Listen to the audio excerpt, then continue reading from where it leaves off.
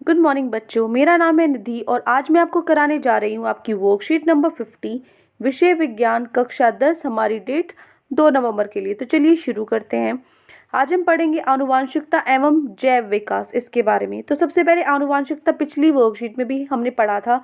क्या होता है?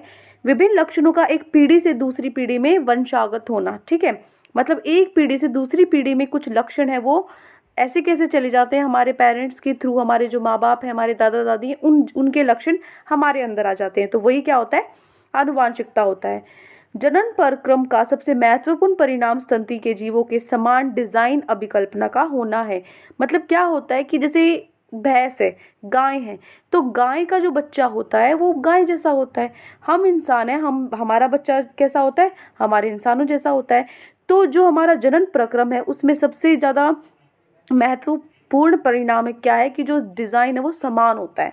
ठीक है, तो आनुवांशिकता नियम इस बात का निर्धारण करते हैं जिनके द्वारा विभिन्न लक्षण पूर्ण विश्वसनीय के साथ वंशागत होते हैं। इसी से हमें पता लगता है, इसी से हम पूरा निर्धारित ये कर सकते हैं कि जो आनुवांशिकता के नियम है उसी के आधार पर विश्वास के साथ हम ये कह सकते हैं कि जो विभिन्न लक्षण है वो क्या होते हैं, अगली जो हमारी जनरेशन है, पीढ़ी, उसमें वंशागत होते हैं, चले जाते हैं। ठीक है, अब देखो वंशागत लक्षण क्या होते हैं।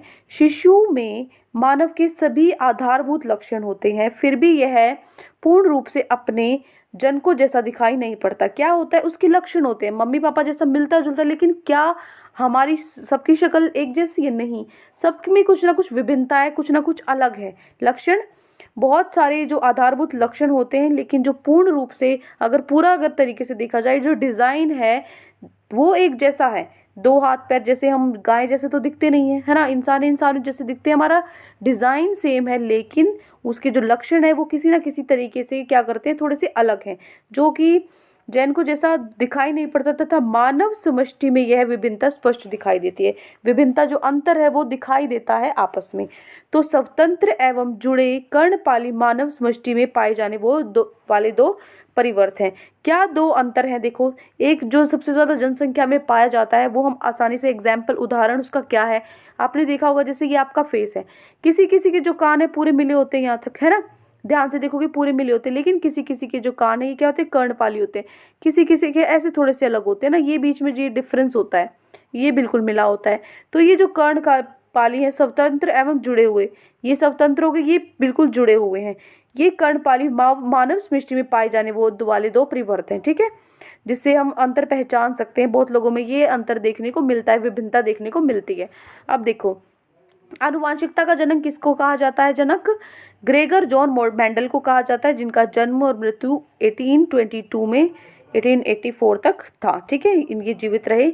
अब देखो, आनुवांशिकता पर अपने कार्य के लिए मटर के पौधे के चुनाव के कारण किस लिए उसने क्या किया था, इन्होंने क्या किया था, एक मटर का पौधा लिया था, उस पर अपने एक्सपेरिमेंट किए थे। ठीक है, तो ये बोल रहा है कि भाई उसी उसी पौधे को, मटर के पौधे को ही उसने अपने एक्सपेरिमेंट में क्यों लिया, अपने जो कार्य उसको जानना था, खोज करनी थी, तो उसने मटर के दाने को ही क्यों लिया। तो देखो, मेंडल ने मटर के पौधे का ये पीसियम जो सैटिवम लिखा हुआ है, ये मटर के पौधे का साइंटिफिक नेम है, मतलब वैज्ञानिक नाम है। ठीक है, जो साइंस में उसका नाम है। तो मेंडल ने मटर के पौधे पिसियम सैटिवम के अनेक विप्यारसी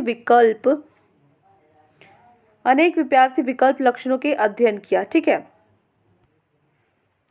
अध्ययन मतलब उसके बारे में पढ़ा। ठीक है, जो स्थूल रूप में दिखाई देते हैं। क्या किया उसने, जो मटर का पौधा उसने लिया कि उसमें जो जो अंतर उसको, और जो जो उसके लक्षण है जो उसको दिखाई दिया, उसके बारे में उसने पढ़ा। मेंडल ने मटर के पौधे का चयन इन गुणों के कारण, किन किन गुणों के कारण उसने पौधे का चयन किया? सबसे पहला, जो मटर के पौधे हैं उसमें विप्यारसी विकल्पी लक्षण स्थूल रूप में दिखाई देते हैं, मतलब कि जिसको हम आसानी से पहचान सकते हैं, पकड़ सकते हैं। दूसरा, इनका जीवन काल छोटा होता है। देखो, जीवन काल जैसे हम इंसान हैं, हमारी 100 साल की उम्र होती है। जो ये होता है, टर्टल होता है, ठीक है, कछुआ होता है, उसकी 200 साल 500 साल ऐसी उम्र होती है। पेड़ है, इनकी भी बहुत साल होती है। जो मच्छर जो है, मक्खियाँ, इनकी 4-5 दिन या 1 हफ्ते की, इतना जीवन काल होता है। तो जो मटर का दाना है, मटर का पौधा है, उसका जीवन काल छोटा होता है। तीसरा, सामान्यतः स्वपरागण होता है, परंतु कृत्रिम तरीके से पर परागण भी कराया जा सकता है। क्या होता है? देखो, मतलब ये होता है, स्वपरागण होता है जो खुद जो आपने देखा होगा, जैसे जन्म होता है किसी का भी, तो हमारे पेट में क्या होता है, एक अंडा बनता है, ठीक है। तो वो क्या होता है, वो जो अंडा बनता है वो क्या होता है, स्वपरागण होता है, कि भाई फर्टिलाइजेशन हो गया, स्वपरागण हो गया। वो अगर खुद से होता है तो स्वपरागण होता है, लेकिन उसको जिसमें दो की जरूरत होती है, जिस वो कराया जाता है, तो वो क्या होता है, परपरागण होता है, ठीक है। चौथा क्या हो गया, एक ही पीढ़ी में अनेक बीज बनते हैं, तो बहुत सारे बीज बनते हैं, तो उसमें देखा जा सकता है एक पीढ़ी से दूसरी पीढ़ी में कितने लक्षण जा रहे हैं, कैसा पहुंच पा रहा है। तो इसलिए जो मटर का दाना है उसको चुना उसने कार्य करने के लिए, अपना एक्सपेरिमेंट करने के लिए, ठीक है।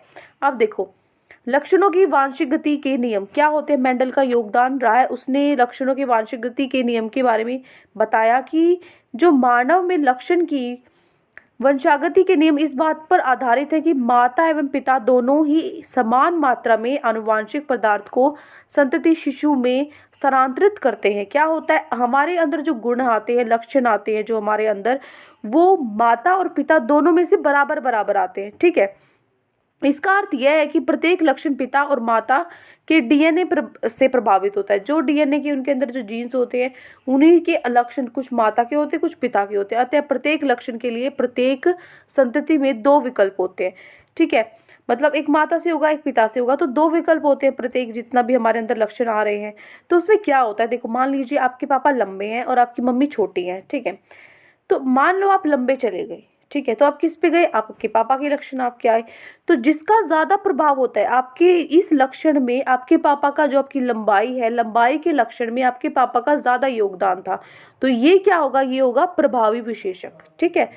और जो आपकी मम्मी की जो हाइट छोटी थी, लंबाई कम थी, आपने उसको नहीं पकड़ा, वो लक्षण आपने कम लिया, तो वो क्या है, अप्रभावी विशेषक, उसका प्रभाव आप पर कम पड़ा। तो दो तरह के आपके लक्ष्य विशेषक होते हैं, मटर के पौधे के साथ विपार्सी लक्षण। उसने क्या किया, मटर के पौधे के बारे में पढ़ा और उसमें जो प्रभावी विशेषक थे और अप्रभावी विशेषक थे, उसने देखा कि जो बीज का आकार है, बीज का आकार ज्यादातर गोल है सभी मटरों में, तो वो क्या है, प्रभावी विशेषक है। ये क्या है, झुर्रीदार है, झुर्रियां हैं उसमें, तो ये क्या है, अप्रभावी विशेषक है। ये कम में है, मतलब कुछ ही मटर ऐसी हैं जो झुर्रीदार है, ठीक है। तो ये क्या है, अप्रभावी विशेषक। ज्यादा प्रभाव किसका, गोल का, सारी मटर गोल होती हैं। बीज का रंग ज्यादातर पीला और अप्रभावी में क्या हो जाएगा, हरा हो जाएगा। उसके बाद है फूल का रंग बैंगनी और ये क्या हो जाएगा, सफेद हो जाएगी। ये शायद उल्टा लिखा हुआ है, हरा इधर आना चाहिए, पीला इधर, है ना, क्योंकि जो आपकी मटर का दाना होता है वो तो हरा होता है और अप्रभावी पीला तो बाद में होता है। तो अब देखो तीसरा पार्ट, फूल का रंग, फूल का रंग बैंगनी होता है और अगर अप्रभावी होगा तो सफेद होगा। फूल की स्थिति अक्षीय और अंतत्य, ठीक है। उसके बाद फली का आकार, फूली हुई, ये क्या होगी, सिकड़ी हुई। जो फली का रंग कैसा होगा, हरी होगा और यहाँ पे क्या होगा, पीला होगा। उसके बाद पौधे की ऊंचाई, लंबा होगा, बोना होगा, ठीक है। अगर प्रभावी जो है तो वो क्या हो जाएगा, लंबा हो जाएगा, अप्रभावी है तो वो बोना हो जाएगा।